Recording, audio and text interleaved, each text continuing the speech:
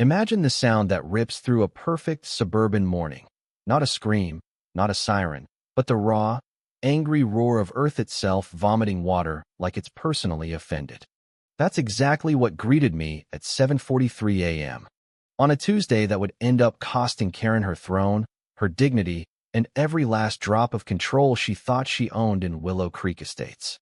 I was standing on my porch, coffee warm in my hands, watching my tomatoes practically glow under the early sun when the ground across the invisible line that separates my 5 acres from their cookie-cutter paradise suddenly decided to throw a tantrum. And there she was, Karen, HOA president for life, or so she believed, red windbreaker flapping like a cheap superhero cape, garden shears still dripping, clipboard tucked under one arm like it was the holy grail of neighborhood tyranny. Beside her, some poor clueless handyman she dragged out of bed looked like he'd just accidentally summoned a geyser instead of trimming hedges. Karen waved those shears at me like a matador who'd just stabbed the wrong bull. "Mr. Reed," she called out in that syrupy voice she saved for enforcing the rules, "you've been illegally siphoning HOA water for years. Code 7.3, subsection B. Connection terminated. Effective immediately." I didn't yell. I didn't even blink. 23 years as a retired county hydrologist had taught me one thing above all else. Never interrupt an idiot when they're busy destroying themselves. Because the pipe she'd just butchered with all the grace of a toddler with safety scissors wasn't some sneaky garden hose. Oh no, that was the main artery, the custom regulator I designed and buried 2 decades ago when Willow Creek was still just a developer's wet dream on paper. My natural spring didn't just water my tomatoes. It quietly fed stable pressure to half their precious subdivision through an easement they'd all conveniently forgotten about. And Karen had just set it free. I let the smile creep across my face, slow and cold. "You sure about that, Karen?" I asked softly. She huffed, turned on her heel, and marched away like she'd just won the war. Behind her, the geyser kept exploding, turning her perfect green belt into a chocolate milkshake pit. I went back inside, switched my house over to the backup well, and waited. The symphony was just beginning. By noon, the first desperate texts started hitting the neighborhood group chat. My neighbor Tom, good guy, terrible at keeping secrets, messaged me privately. "Marcus, you seeing this? Clubhouse toilets are dead. Mrs. Henderson's roses look like they're auditioning for a zombie movie.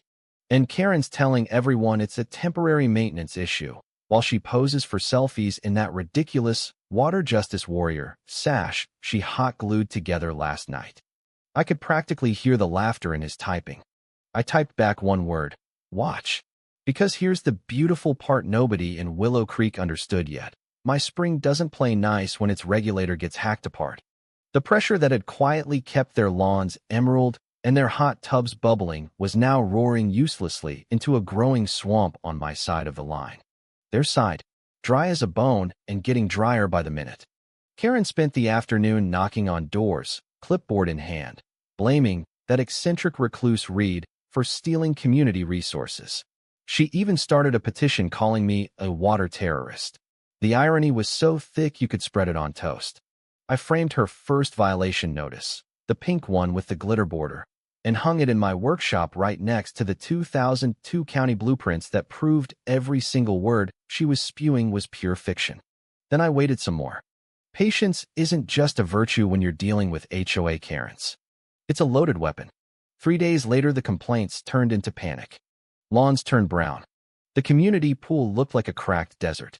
Someone's $1 million koi pond started smelling like low tide.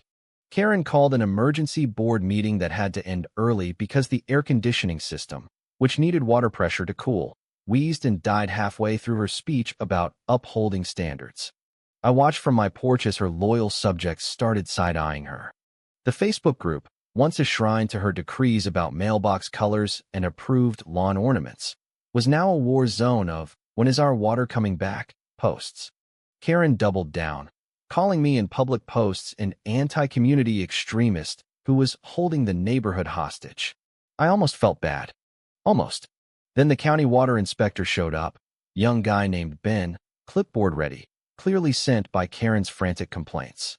I walked him straight to the spring house, showed him the original easement papers from 2001, the regulator schematics, the GPS maps Karen had conveniently lost. Ben's eyes got wider with every page. This entire subdivision has been pulling from your spring through that regulator for 23 years, he asked, half laughing, half horrified. And she just cut it? I nodded. With garden shears. Twice.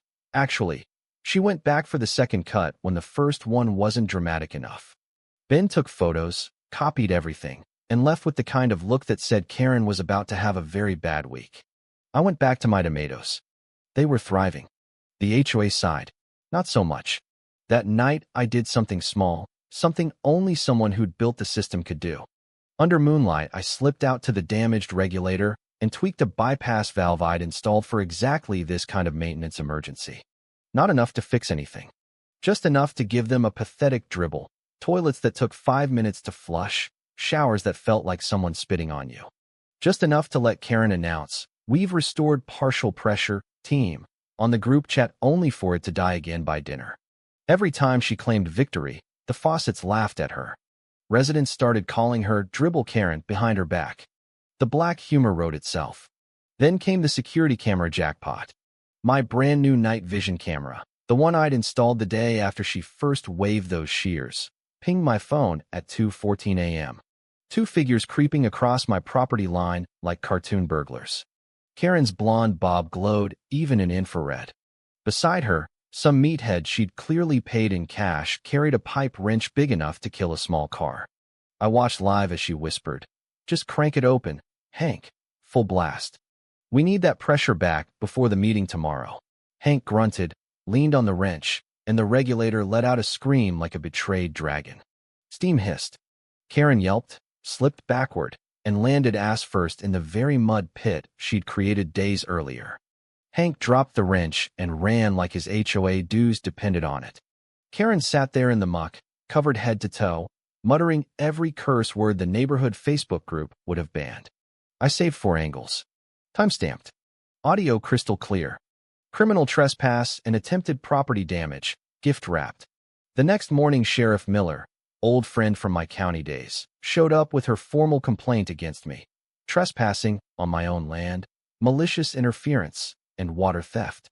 He read it aloud with the straightest face he could manage. Then I slid my phone across the table. He watched the video twice. When Karen screamed Hank's name on the third replay, Miller just sighed. She tried to beat you to the punch with a preemptive lie. Classic. He left promising to file hers as civil for now. Karen's world started cracking louder. The local paper ran a tiny story. Willow Creek HOA faces water crisis after unauthorized dig. No names, but everyone knew. The emergency town hall was moved to the high school auditorium because the clubhouse still smelled like a backed-up sewer. I slipped in the back row wearing a baseball cap. Karen took the stage in a fresh haircut and pearls, clipboard raised like a shield. "Friends, we are handling these external attacks on our community values." A retired engineer in row 2 didn't even wait. "Did you or did you not cut private infrastructure without permits or board approval?" The room went dead silent. Then Olivia, the one decent board member, stood up with printed easement documents. Karen told us everything was verified. County records say otherwise. Gasps. Phones came out. Someone yelled, "You lied and killed our water." Motion of no confidence hit the floor. Hands shot up like it was Black Friday. Only 2 loyalists kept theirs down.